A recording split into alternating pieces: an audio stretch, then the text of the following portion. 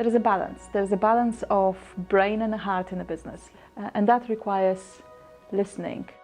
The voice of a customer is around the table. Every time you make a decision, there's a voice of a customer.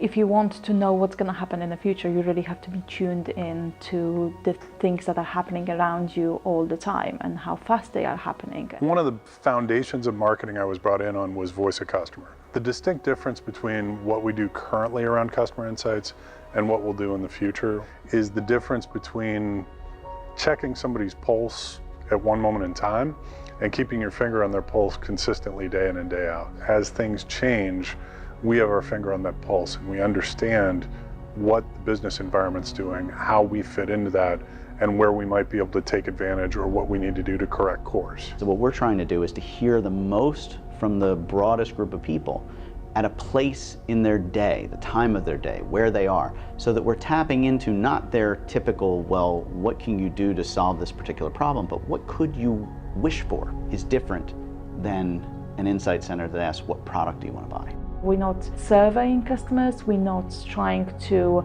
extract information, we're really just having a dialogue. And that's going to enable us to have richer conversations, deeper conversations, to really hear what these people are saying. And then it's not about the individual conversations, it's about the pattern recognition. It's about the synthesis of that knowledge to deeper knowledge we have in building science, or maybe into trends and patterns of behavior. And then we're passing those trends down into the businesses and working closely with them to identify strategically what is it we need to do to address these issues or to try and create competitive advantage through them. You know, architecture is a bit different. When you buy a building, you're buying like a million parts you've got to put together, and no one would buy a car that way, or else you're just trying to always serve them without actually hitting what their needs are.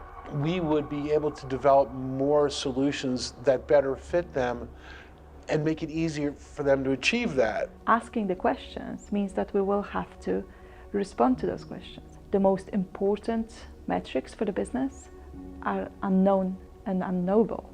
We're not asking questions to confirm our assumptions, we're asking questions to move in the direction that we should be moving in.